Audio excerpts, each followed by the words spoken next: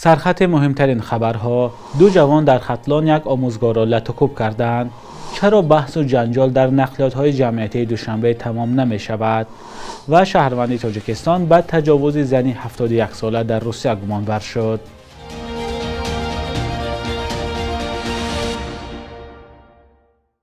درود بینندگان عزیز و هفته نوتان بخیر باشد. تازه ترین خبرهای تاجیکستان و جهان را در برنامه نویدی بامدادی تقدیم شما میکنیم.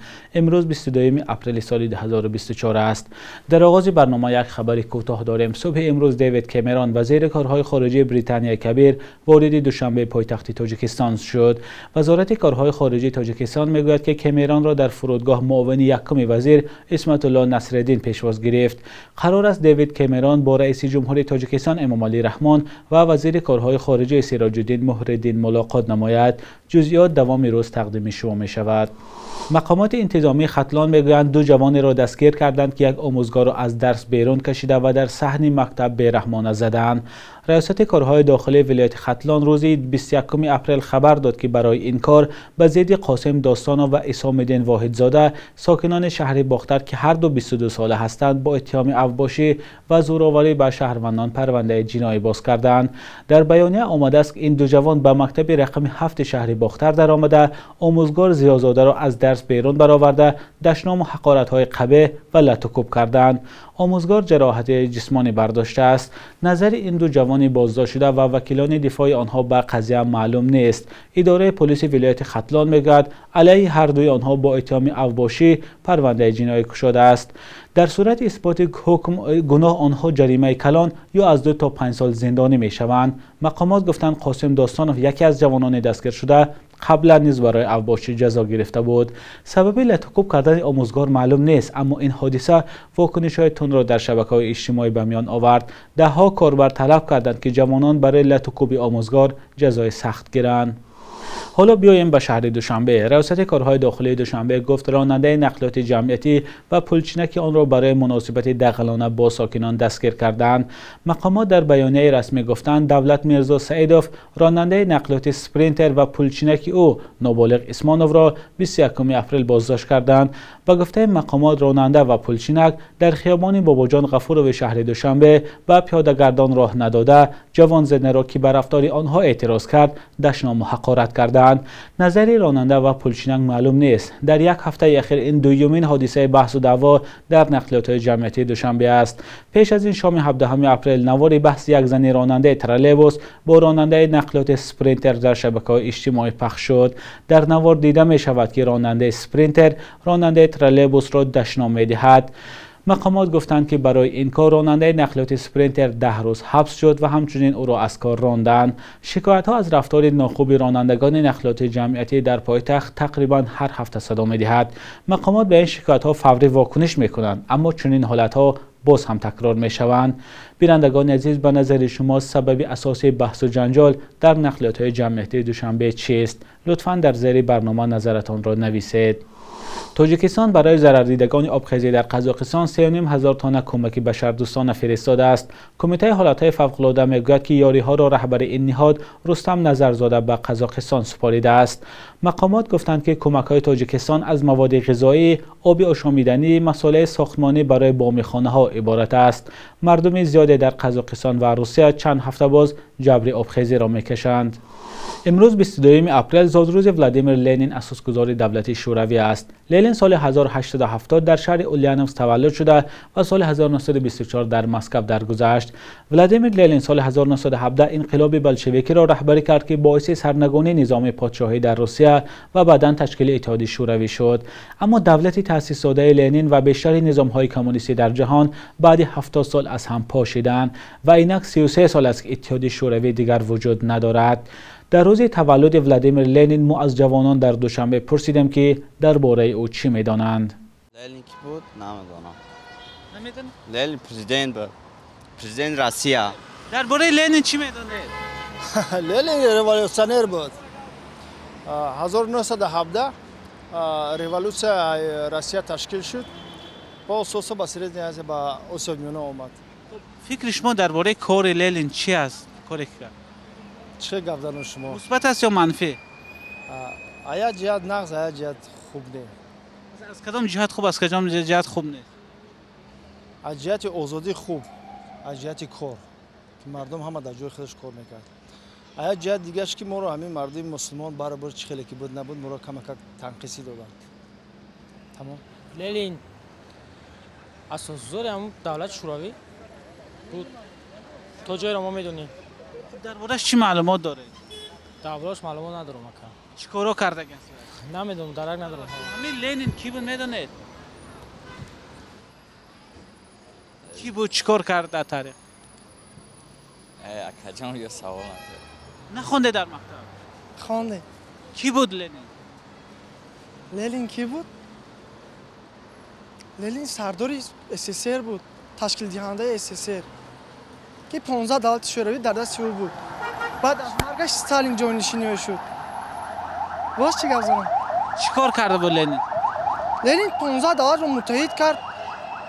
مقصد سازمان جاری کرد که تمام دولت‌ها از اون اتحاد می‌کردن. تا حاضر نامش زنده است. اما چندین دولت‌ها در خیلی چی بود؟ راهبر بود. کدام سال؟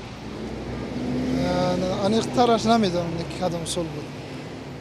در مکتب میانه نخونده دربارش؟ خوندم که ایاد برو مدرسه. شما هم در یکون چی نخونده دربارش؟ خونده بودم فراموش کردم. تقریبا چیکار کرده است لنین در تاریخ؟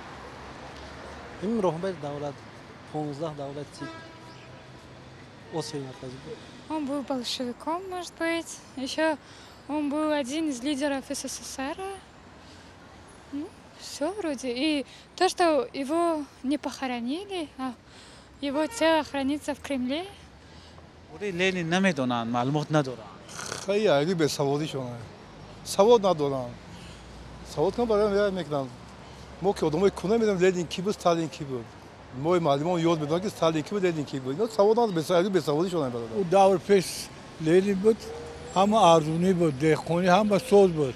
خودو خیلی است. لنین ندید، هم صورتش، هم هیکلش، هم خیلی جدا باشه، دیده باشه. تمام. Сейчас молодежь, думаю, интересуется больше историей таджикского народа, как бы, а не СССР, а там Советского Союза и России. Может быть, поэтому.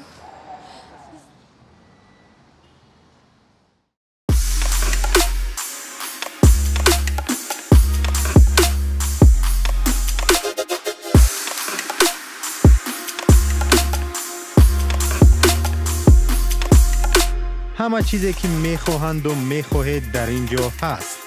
تازه ترین اخبار، گزارش های ویدیویی، شرح حادثه و تحقیقات ژورنالیستی. زمینه رادیو آزادی را نصب کنید و همه این را با انگشت زدن به تلفن هوشمند خود به دست بیارید. کمیته تفتیشاتی روسیه یک شهروند تاجیکستان را با گمان تجاوز یک زن نفقه‌خوار بازداشت کردند. مقامات روسیه شهروند 39 ساله تاجیکستان را به آن متهم کردند که 7 اپریل به منزل زنی 71 ساله آمده با تهدید کارد به او تجاوز کرده است. نظر این مرد معلوم نیست. کمیته تفتیشاتی روسیه از او نام نبرده اما عکسش را پخش کرده است. ما با دلایل‌های اخلاقی عکس او را پخش نمی‌کنیم. علیه شهروند تاجیکستان بر اساس قسم 2 ماده 132 کدکس جنایتی روسیه یا انجام عمل‌های شهوانی با تهدید کشتن پرونده کشادند. خبرگزاری تاس نوشته است که شهروند تاجیکستان در خانه‌های ساکنان کار می‌کرد و برای همین مقامات می‌سنجند که آیا او نسبت دیگر نفران چنین عمل‌ها را صادر کرده است یا نه. در گذشته مهاجران بارها از تهمت و پرونده سازی مقامات روسیه شکایت کرده بودند. مقامات تندرستی غزه میگویند در نتیجه حمله هوایی اسرائیل به شهر رفح 13 نفر از جمله 9 کودک کشته شدند. نیروهای اسرائیل هر روز به این شهر که نصفی از اهالی 2.3 میلیون نفره نوار غزه آنجا پناه بردند ضربه میزنند. عین زمان اسرائیل گفته است که در این شهر هممرز با مصر عملیات زمینی را آغاز خواهد کرد، هرچند کشورهای جهان از جمله آمریکا از تل‌آویو خواسته است این کار را نکند. حمله مرگبار اسرائیل به رفح در زمان صورت گرفت که وکیلان آمریکایی طرح کمک 26 میلیارد دلاری به اسرائیل را قبول کردند که 9 میلیارد دلار آن برای کمک بشردوستانه برای غزه جدا می شود. در جنگ میان اسرائیل و گروه حماس تا کنون در نوار غزه 34,000 نفر به هلاکت رسیدند. 2 شهر بزرگ غزه هم به ویرانه تبدیل یافتند. این جنگ 7 اکتبر بعد حمله حماس به اسرائیل شروع شد. بخش یک روز تاریخ را همکارم خیرامان بقازاده تقدیمتان میکند که مهمترین تحولات تاریخی در روز 22 اپریل را فرا میگیرد.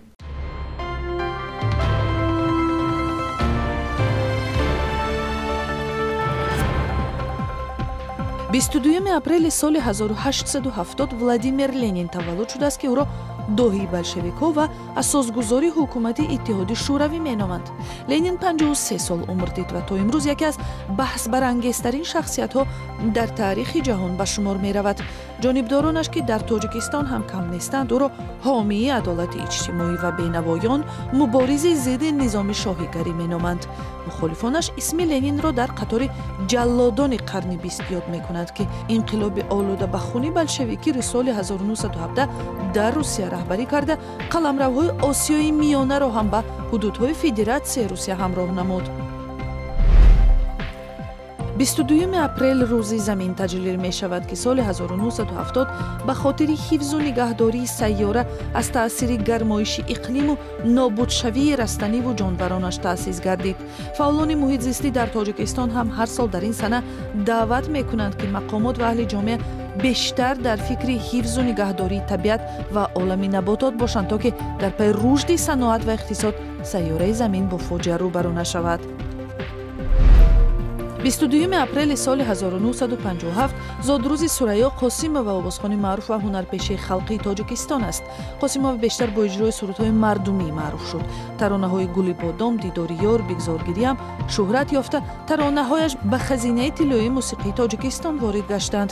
ҳамчунин дар як қатор намоишномаҳои театрӣ ҳам нақш офаридааст. духтарони ӯ Шабнам ва Фарзона ҳам овозхон шуданд. صبح امروز در بانک تجارتی تاجیکستان 1000 روبل به 114,116 سامانی برابر است. 100 دلار آمریکایی باشد تا 1089 سامانی ارزش دارد. قرب رسمی بانک ملی تاجیکستان برای امروز چنین تعیین شده است.